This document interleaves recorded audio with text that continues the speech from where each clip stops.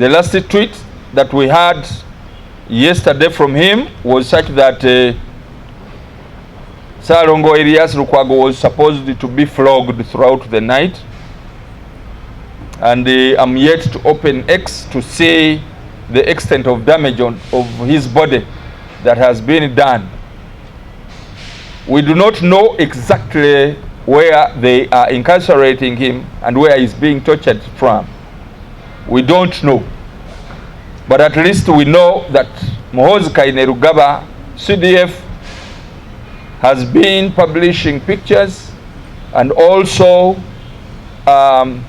texting using X, and he knows the whereabouts of Ssalongo Elias Lukwago, the executive chairman of our party, and the lead counsel in Dr. Kizza Besigye and Obed Lutale case, whose only fault was to process court papers, summons, orders directed by Justice Baguma to be taken to the CDF on matters of human rights. We are not going to blame anyone, but we are thankful to the Uganda Law Society, who came out and even gave an ultimatum. Let us clap for the Uganda Law Society, because it is their docket that is being trampled upon. You may think that this is Elias Lukwago, a lawyer who happens to be a political leader, but the manner in which he was kidnapped and the manner in which he's being treated tells you the manner in which anyone else can be treated, especially in the legal fraternity while processing court papers. Innocently, but those who think that they have the guns and authority want to use that authority the way they want to intimidate this population and to subdue the rest of us, so that they can rule by the gun, not by the law, something which we should stand up to and contest against. So as of now, we don't know where exactly Lukwago is. His legal firm, led by Honorable Ruega Segona, tried to go to Natete police station, which takes his home. They refused to record a statement. They even went to the CID offices. They refused to take a statement, and they opted to write to the CID headquarters to report somebody important that has been kidnapped, whose whereabouts are not yet known. That was done, and we are very thankful to them. Because of these glaring nefarious things that have happened to the Lord Mayor, to the former Lord Mayor, our party leader, Elias Lukwago, we can even opt for substituted service if at all he doesn't want to be served in person. But what is obtaining is that he must be served and he must appear before Justice Baguma, who made an order that this application is going to be heard before him. Now, he's standing a test whether he will abide by the law or whether he's above the law.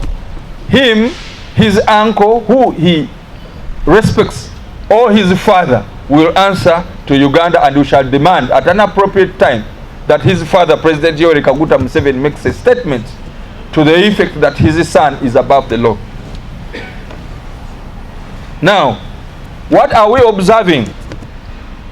We are observing the breakdown of the rule of law. Article 23 of the Constitution stipulates that 48 hours should not elapse before somebody who is arrested be produced to court or to be freed. Today, this is the second day, and we are yet to know where Elias Lukwago is. And you may argue that for him he was not arrested because arrest processes are civil processes by the police, and this was a kidnap.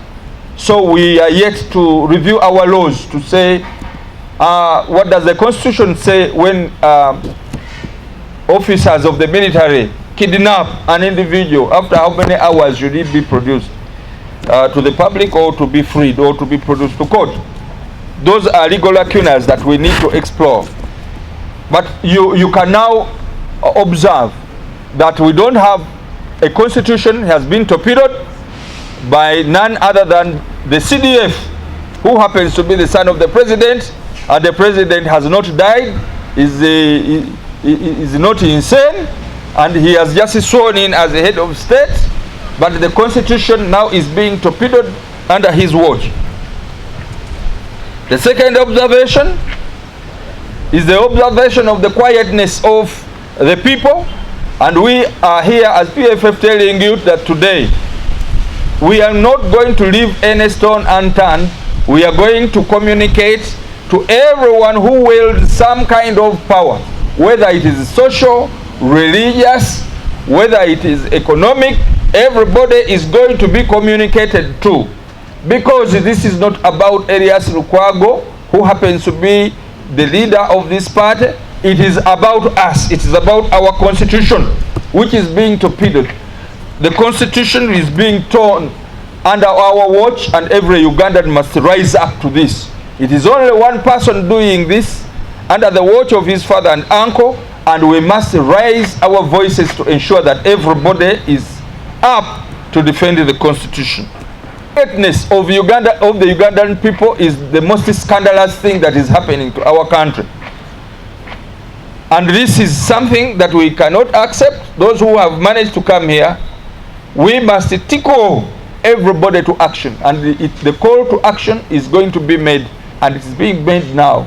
We are going to continue to call to action by writing to everybody, knocking at each of the offices in this country, to ensure that everybody now rises up, to ensure that our country is defended, and the constitution is defended, and the rule of law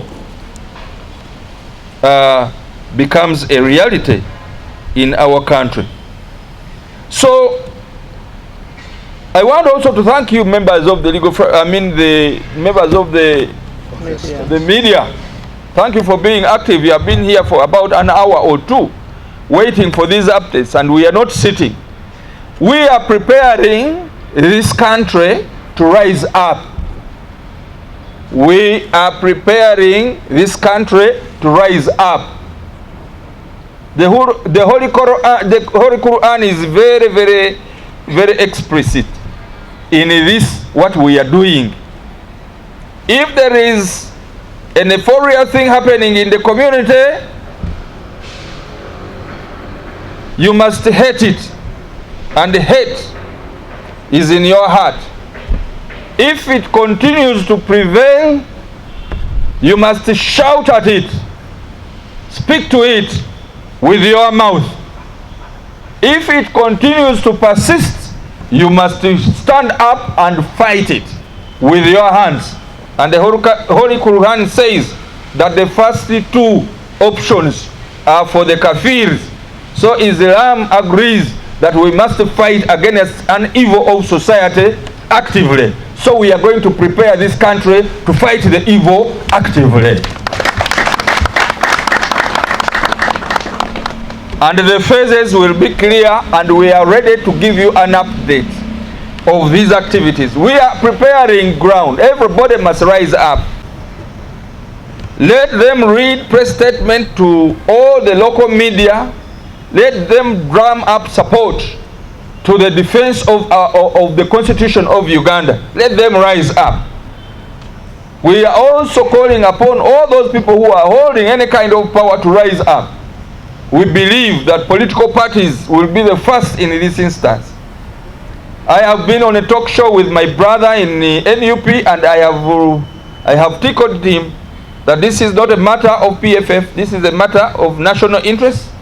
And we believe that they should hold a press conference to address and condemn all these kind of things that are happening in Uganda. All political actors are going to be activated. All progressive politicians, even in NRM and in the army, are hereby summoned that we want action against what we see as high-handedness that cannot be tolerated in any civilized world. I thank you very much.